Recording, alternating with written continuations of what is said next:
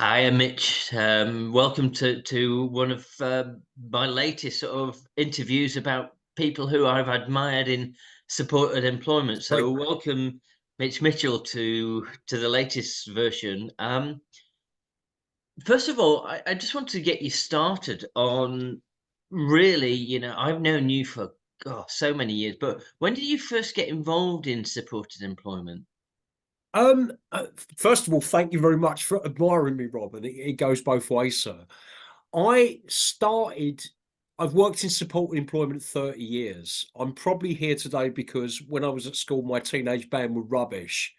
And we used to send off cassette tapes off to record companies and be told we'd only ever play in dives and toilets. So when I left school, having not applied myself, I was told by my parents I'd have to get a job, a real job like the rest of society. And I got in with the wrong crowd. I became a timeshare salesman up in London in the 80s. And I wasn't very good at it. I wasn't able to articulate what I didn't like about my job. And it was basically the company ethos and values. I got laid off of that and spent a couple of years, you know, working in shops. I was a gopher up in London. And I was kind of not really doing anything. And I was in the process of spending about a year on unemployed. And a friend of mine was doing a youth training scheme at a residential home for people that had been resettled out of Victorian institutions.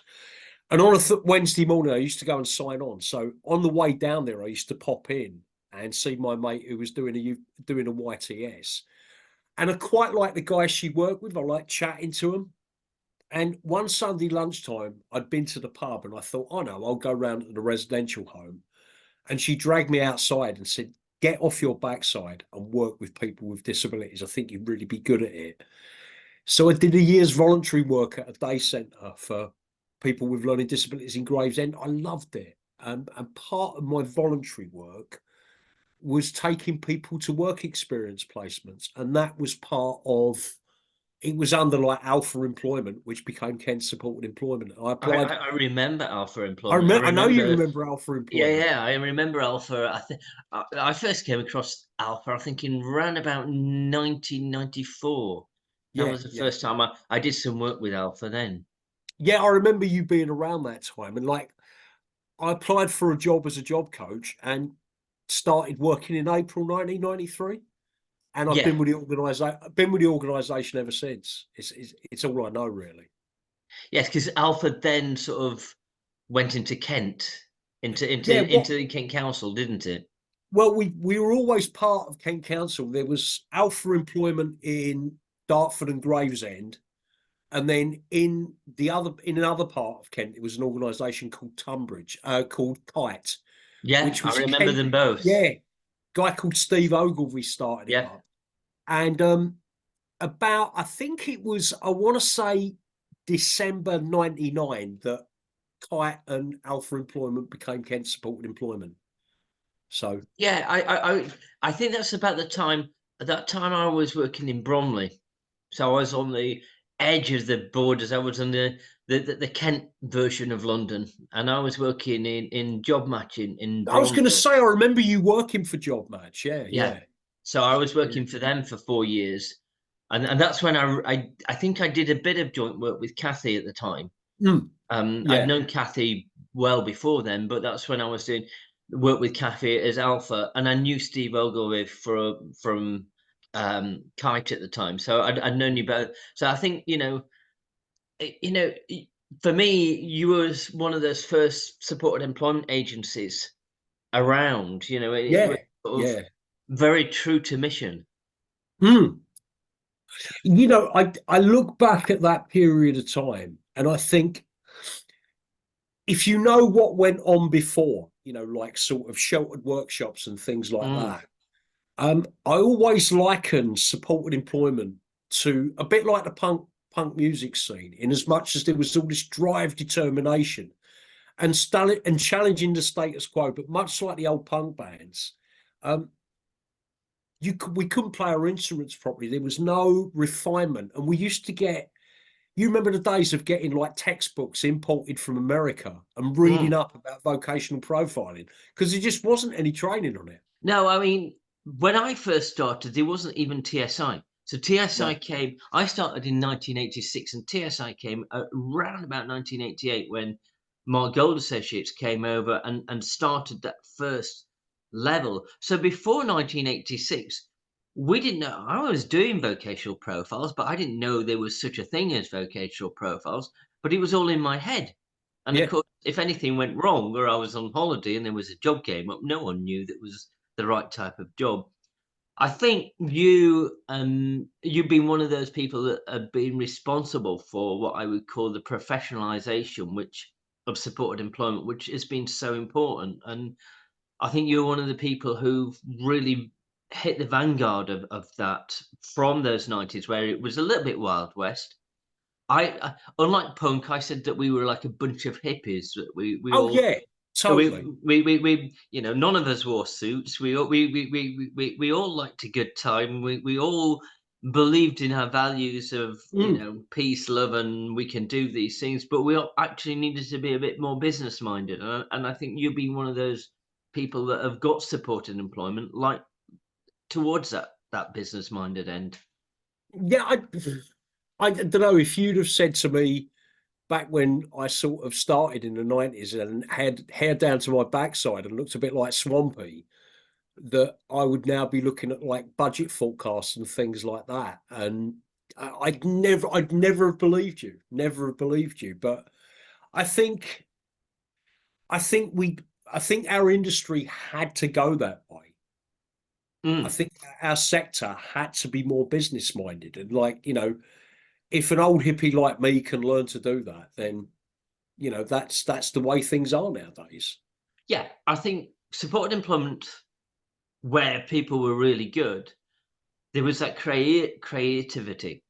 Yeah, It allowed people to come in who actually had a blank piece of paper. And I think for me, the most important aspect was always values. yeah. The Oh, people I've totally. come across in my journey, the values have been around we want to get a person with a disability in the right type of job. Mm. Yeah, yeah, yeah. And I was I was chatting to Hugh, who I know you've interviewed. I was chatting to Hugh at a couple of conferences ago, and someone came up to us and said to us, "What's the most important thing you look for in new staff?" And we both said values, exactly the same. mm, I would agree. When you're interviewing, I think when you've got an employment consultant coming to you, they usually come in two categories, and they come into that one, the risk taker category, the people who are really, really good at getting jobs, but absolutely terrible at doing their files. You know, they create, they're very creative. They're not frightened of actually getting hold of employers. They're not frightened of actually getting in there and explaining about the job. But then when you actually ask them, "Can I have a look at your files?" They haven't got them. And then you get what I call the admin people, and they're very good at the training. They're very good at having everything methodical, but they're not always very good at actually selling supported employment to the Yeah. outside.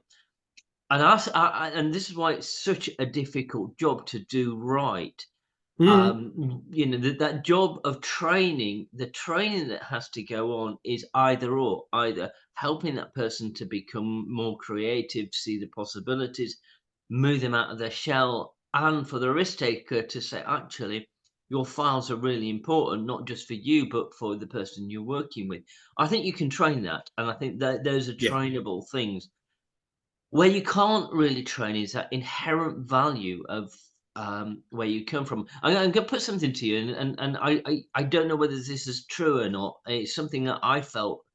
I've had conversations with Hugh about that. Is I think it comes in waves of where we get some of the generations of people within supported employment. So there are a lot of people came in the late earlys and early 90s into supported employment when there was a really we had a great recession and people were coming out of universities and coming out of colleges and schools and there weren't jobs. And I No. think people within that realized the importance of having a job. And then you seem to have less people coming in the late 90s and early 2000s where things were really good. And I've noticed now with the youngsters, and I'm really sort of hopeful with the young people that are coming in with the fire that they have as regards to values, that we're getting similar sort of values from the people who've gone through the austerity years, and they've Yeah, gone yeah. through. And I don't know whether that has any correlation. There's been no studies on it, and I need to speak to Steve Byer, and maybe that will be a study that he might be interested in. But I do think that it comes in ways, and you can't make the values up. The values have to be inherent, that you believe that a person with a disability, regardless of their disability, can get a job. Yeah, yeah. Everyone has the right to work, and not everyone has the right to work providing the correct supports available, because that turns around and says you've got to be at a certain level in order to give you a service, and not everyone can work if they want to, because you don't know what you don't know, and that also gives people the option to opt out, I think. Yeah, So everyone has got the right to work, full stop. That's it. yeah. No I more. mean, to me, the great tenet of supported employment is you will be able to help a person look for a job if they want to find a job, or even find out what a job is. Is And that is a huge thing. It's, it's that determination of choice. How can you determine choice if you don't know? And we were working, certainly in the early days, with many people who didn't actually know what a job was. Yeah, I can remember, and like it's funny because my colleague Ben, who's like my TSI co-trainer, he was clearing out one of our offices. We're moving out one of our offices, and I can remember in the early 90s we had something called a photo workbook, where we'd gone out and we'd photographed our clients working. Some of the people we'd supported into work into different environments, so that when new people referred to the service, wanted to find out what jobs were out there, because before the internet we weren't able to Google like jobs in retail and get pictures up of people on the No, screen. So we had these that we like. I do think some of the things that I take from those early years is how endlessly creative it was, because it hadn't been done before. yeah. I mean, when the government talk about, but they call it the black box approach. Do you remember when they called about the work program was going to be the black box approach, that everyone could do it however they wanted to?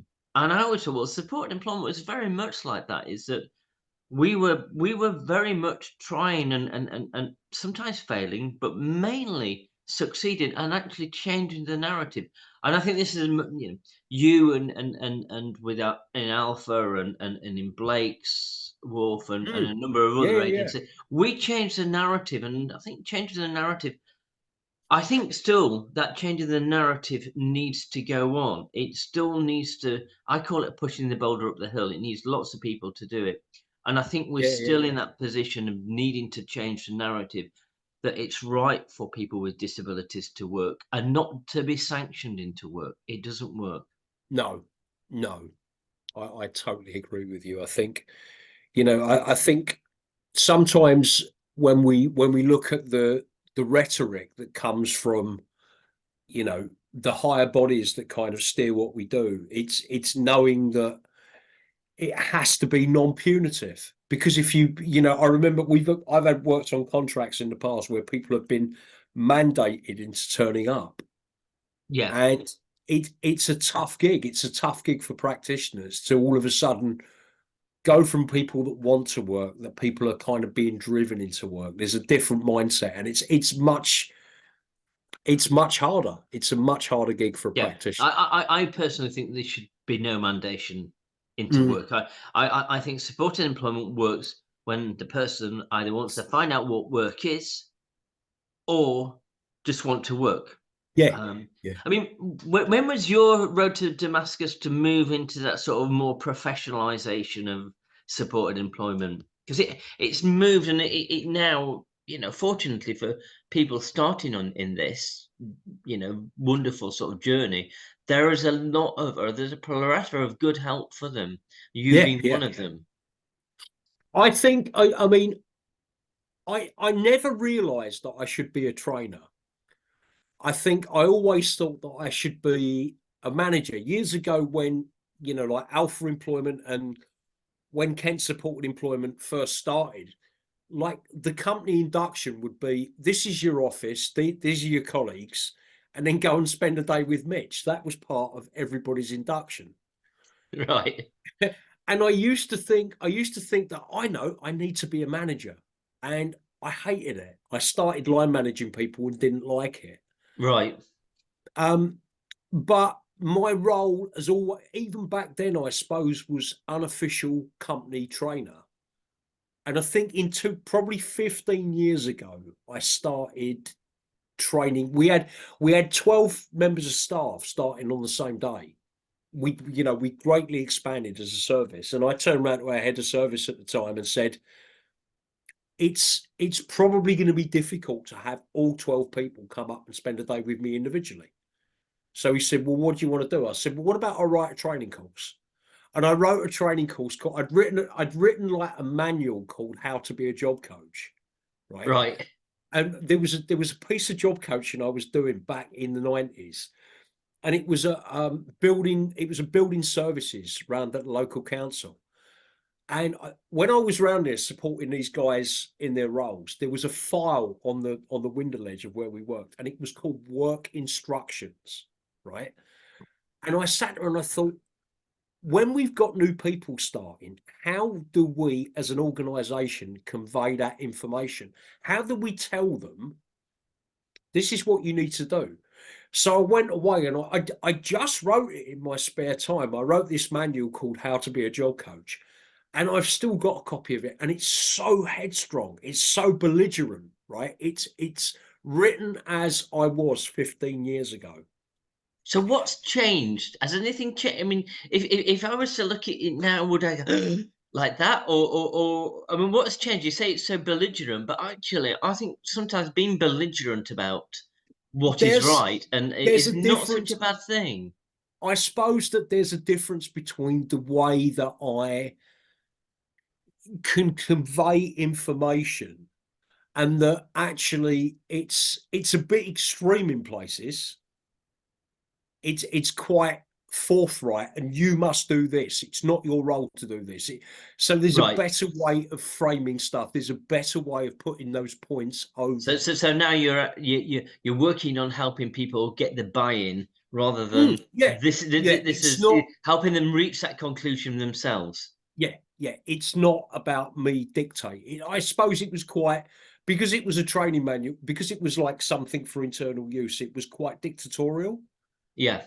And when I put the course together, and I'd never trained anybody, I just thought I could do this. I just put a 1 day workshop together and ran it twice for two groups of 8 people. And then shortly after that, my head of service asked us. He said to me, "If I how much to get people into train TSI?" And I gave him the quote. We were probably about 40 staff back then. And he said Right. to me, if I gave you the time and resources, would you be able to write your own course? And I went, yeah, of course I would, total brag. And I phoned up my mate, Mark Hillsby. Oh, it is a yeah. I mean, obviously, shout out for Mark. I mean, Mate, the absolutely governor. fabulous person, and such a great loss, and Yeah, yeah, lots of supported employment, along with other people like Fred, and yeah. again people who. But Mark, the amount of work and conversations I've had with Mark over the years, he was a fantastic individual and so good at sharing information. And he was great. He took me, he said, me and Alan are running a course. Come out and shadow me. And I lived in Gravesend at the time. It was a course in Romford. And I had to get the ferry across the Thames, and then a bus from the ferry to the train station, and then a train to Romford. You sound like And you were living in afterwards, Dickinson's day, not he not. does, doesn't it? And he turned around to me afterwards and I said, he gave me the materials and he just went, you can do this. Because I'd probably been on about 4 or 5 TSI courses by then. Had It you? was always my thing. I was really, as a practitioner, I probably used TSI in the workplace for a good 15 years until I sort of moved up to a trainer. And I remember after that week I shadowed him, I came back to the office, and that blank computer screen was the most overwhelming thing I've ever faced in my life.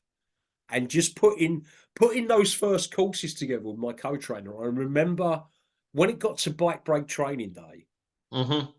we finished because we did like 4 courses back to back. We did a week on and a week off for 4 weeks.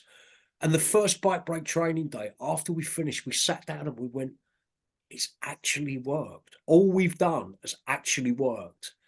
And that was when I really came into my own as a trainer. And I've been with the organisation, I've been a full-time trainer for the past 4 years. This is a But really trite question. Can you still go on. get Bendix bike brakes? I mean, We I was don't just use thinking about that the we other don't day, use Bendix. We don't use Bendix anymore. We have the ones we've got at the moment. Here's one I made earlier. Right? Ventura single speed Men- coaster brake systems. Brilliant. Because I was wondering that the other day. I was thinking, You with can't all get the with Bendix. all the new sort of bike brakes that you've got nowadays, and the Bendix ones were, well, they were back in the 70s, it was They state of were the art in the Bendix and 70s. Bendix and Sun Tours were the ones that Mark Gold used. Right. Bendix and So Sun Tours. No, we still use bike brakes. We I just can't I find just anything envisaged a company out there just doing bike brakes for TSI people. for TSI trainers. Yeah, yeah. No, so I've been full-time training now for the I, past I four I years. remember training a day centre, and they wanted to have information. Of course, I hadn't got the bike brakes at the time, so that I did making pastry. So I turned it around and did making pastry, which was okay apart from you got your hands all full of sort of dough and everything.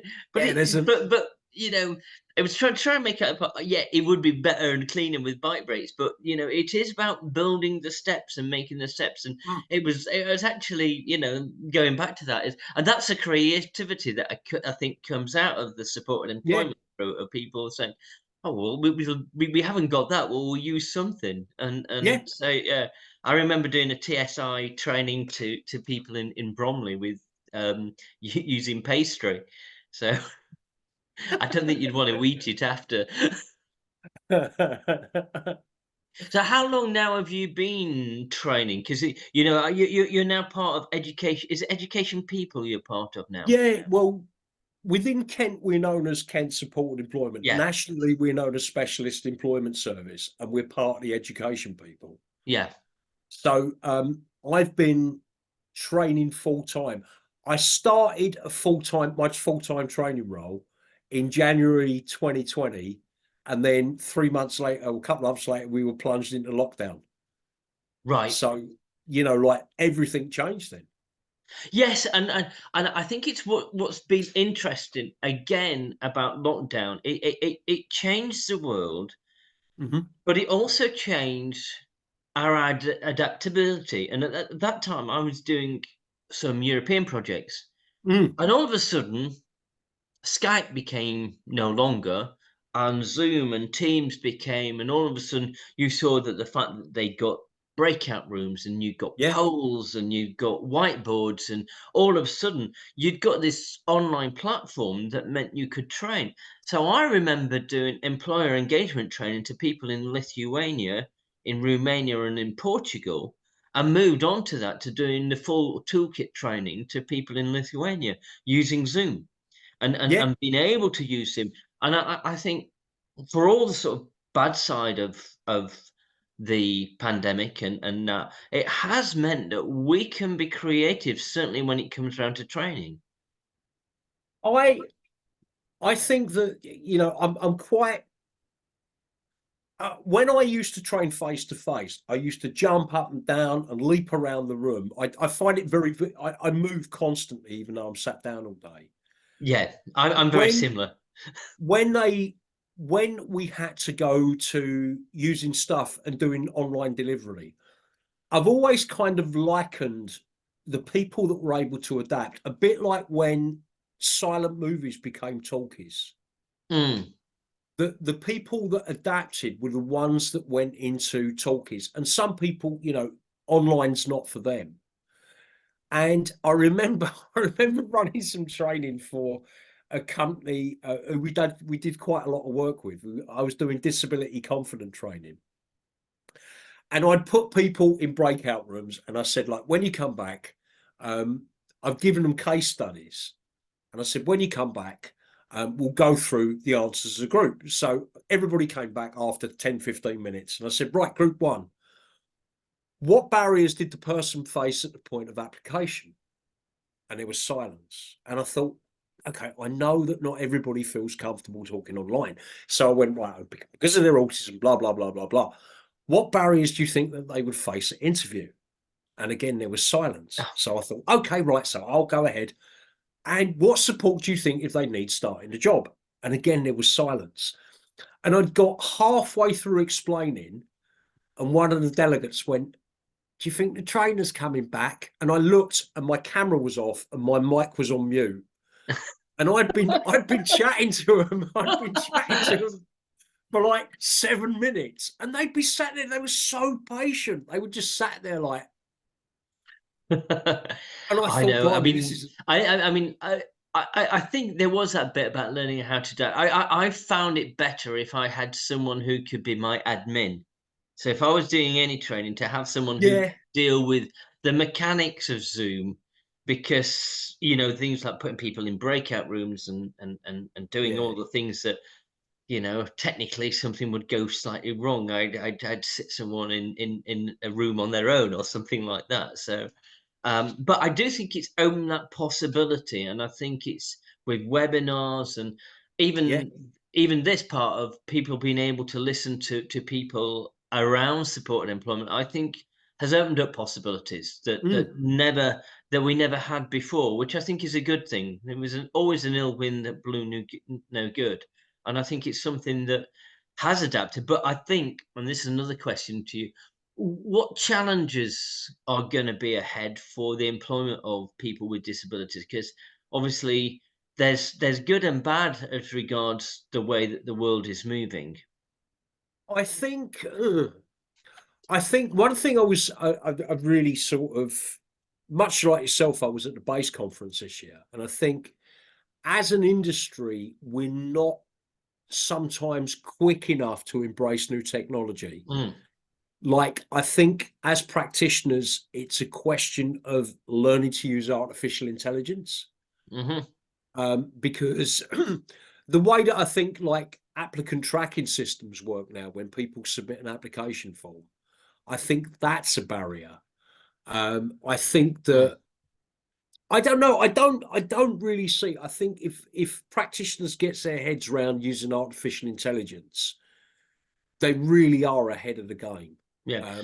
But I We at don't. Status have been involved in a continuing virtual reality. I've invited your manager David down and some of his team in January just to look at some of the areas that we found, both good and bad. Yeah, yeah. And one of the biggest things I'm saying about virtual reality, it has some tremendous opportunities for people with disabilities and some interesting conversation with biodiverse people where they've said it's fantastic at helping them feel that they could be ready to actually Yeah. start a job. And also for people with learning disabilities, where you can go through that TSI style and you can slow it down and you can do that TSI style of actually showing down the job. But it should be there to augment and Mm, add to supported employment and not replace. And that's no. my worry. And I'm hoping that with your team that they'll come down in January. We can look at that and look at the sort of maybe putting some of those sort of safeguards in as regards that and supported employment. Yeah, I think when we've, like when one of the things that I did, one of the things that we did during the pandemic is we were supporting part of our local NHS that wanted to recruit they wanted to recruit to a post. It was a job carve or job shape position, right? Hmm And the one thing that they couldn't do is they couldn't, because of restrictions, they couldn't hold any face-to-face interviews. So what they wanted to do was they came up with how can we conduct a working interview online, and that was quite an interesting process to work with them, and in terms of like giving people. And one of the things I asked them to do was, could they give people a video tour of the hospital, to show Yeah, people if you're and that successful. is where the virtual reality really, really comes Yeah, in. And the one we're doing is you could create your own scenarios. So you can go out and actually video your hospital and use that. And that was far better than having the tech people yeah. do a program for you. Your film might not be as professional, but actually was much more useful and realistic. So that's the stage we've got with virtual reality. Um, And I remember you sending me something maybe last oh, year about a virtual reality tour of an ice cream factory in Romania yes, that I went round. I was blown away by that, and I think just sort of when we run TSI, one of the things we get people to do is we get people to conduct a job analysis for a piece of work that they're doing. And we've said to people, like, with the employer's consent, take photographs, take yeah, video, so that when you show your potential applicants, your potential clients, job seekers, learners, this is the place of work. You know, I knew what it was like, going to be like to work in an office prior to my first office job because of the way I process information. I was able to look at television programs set in an office and think it's going to be kind of comparable to that. yeah. But for a lot of people that we work with, particularly those autistic people, unless they've got lived experience of a particular environment, it's going to be a blank canvas. So we need to get a bit more savvy about doing things like that. No, And so, and that's what the neurodiverse community was saying to us is that looking at some of their videos, they felt that they already had a foot in the door by actually yeah, seeing that. And I think, yeah, I mean that's the area, and that's where we are at the minute with the virtual reality. I say I have invited your team down, and hopefully you might be able to join us on Zoom, which would be I. good. It depends. I think I'm Yeah, if you're running not it. training and I'm being I'm I'm busy. pretty booked out in January. Actually, it's a busy old start to the new year.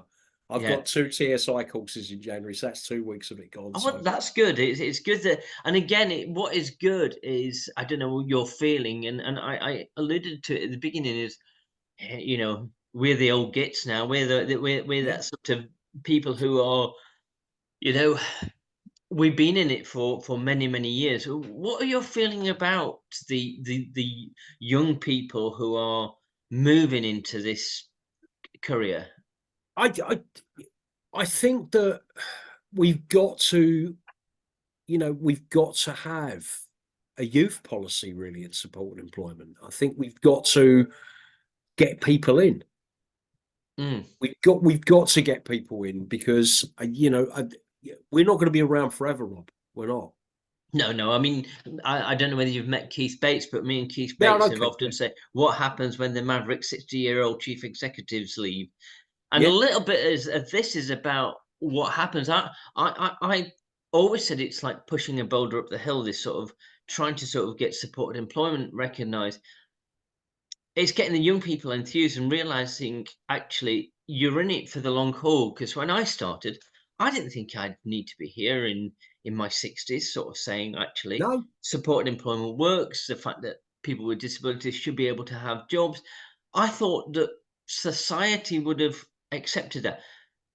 I was naive and I was wrong, totally wrong. And I've seen as recessions come and recessions go, and how often it's people with disabilities who are of the first casualties of anything, and that yeah, we need to try and sort of protect and actually keep enhancing that.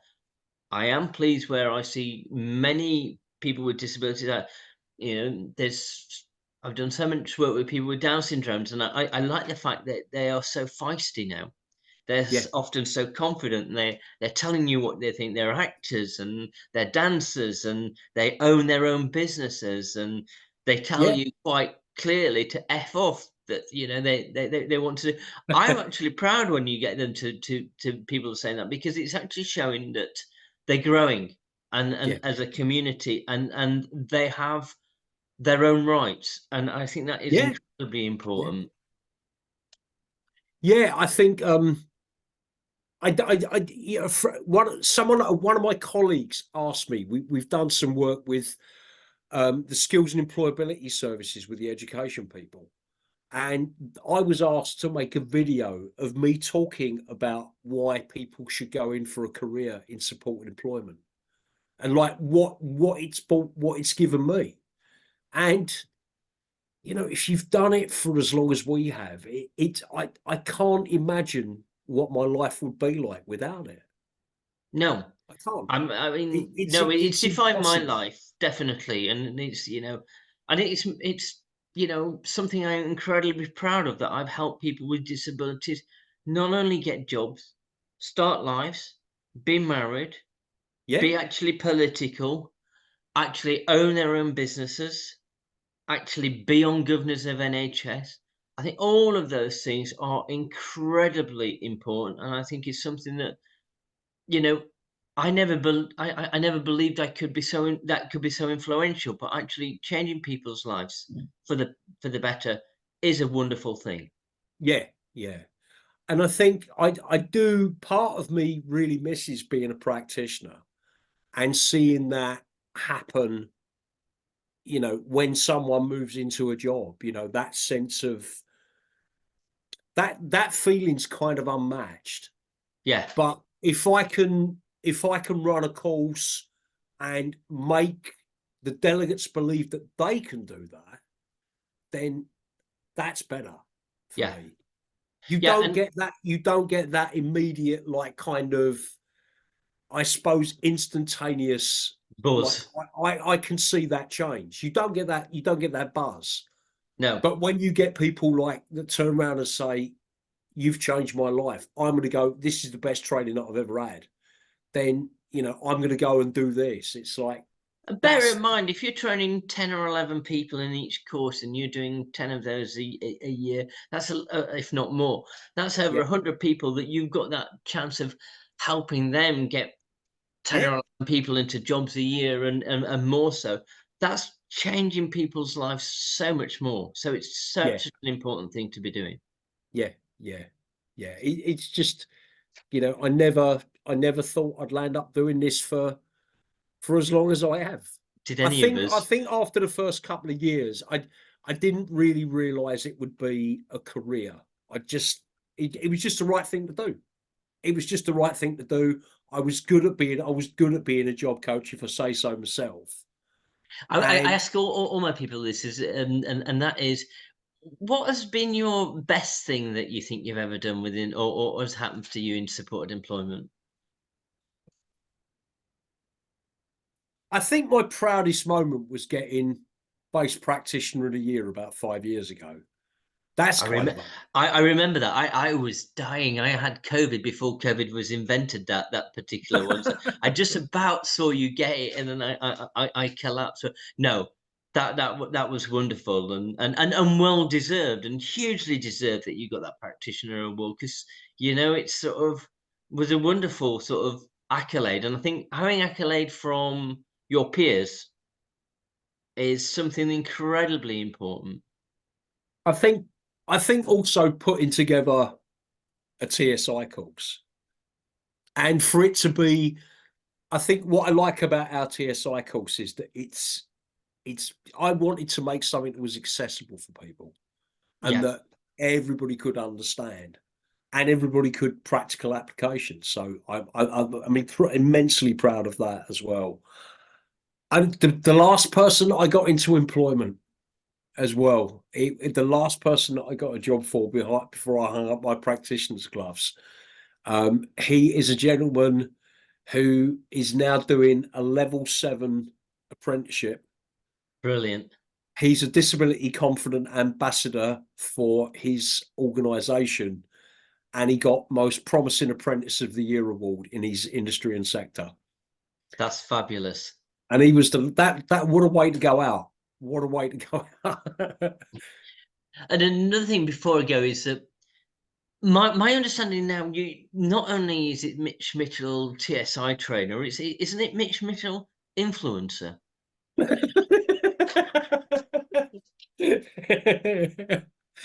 Yeah, I was dragged. I always say drag kicking and screaming into LinkedIn. Um, Not really. I started doing practitioner videos. I started a couple of years back doing these 3 tips for supported employment practitioners, and I kind of burnt myself out on it. I was doing them once a week, every Wednesday morning, and it stopped being as enjoyable. Right. And I thought, I've kind of had enough. Kind of had enough. And I started posting. I posted a story about me and my other half and how we met and how we landed up together. And it went viral. It got like 7 million views. Really? Yeah. Oh yeah. Wow. It's ridiculous. And like when you get, I don't think I was ready. No, I'm not sure I retire in time, Rob, as you know. I'm not. I'm not some No. shrinking wallflower. I do. I'm a trainer. I get paid to talk all day.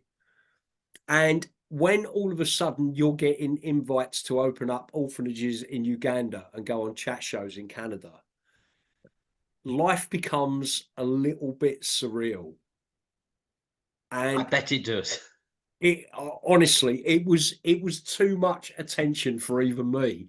And I joked to the kids that I live with, like they were walking to the bus the next day down the road, like we live in a little village. And I was walking down the road with them doing my influencer strut. Mitch, no. Um, so Well, I, is I it? I'm waiting for. I'm waiting for the boxing match between you and, was it Jean Paul or something, or or something like that to oh come in the future? the guy that invented Prime, Yeah, yeah, absolutely. Logan Paul. That's it. Yeah, I'm that's not the going to one. fight him. I'm not going to fight him. He can keep his rubbish. He can keep his rubbish overpriced drink.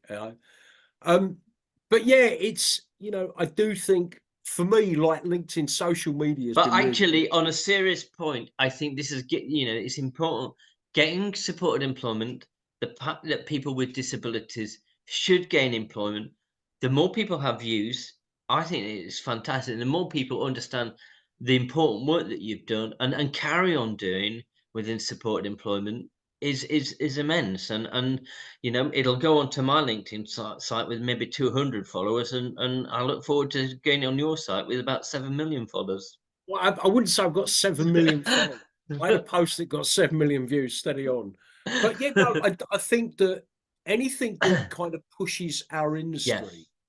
and gets the people that interact with my posts aren't necessarily people in supported employment. No, and They're that's the important aspect, is to get that across, yeah, not just to people in the field, but away from that. That's the most important aspect. yeah. Like, one of my best mates I've met on LinkedIn, and he's a financial advisor.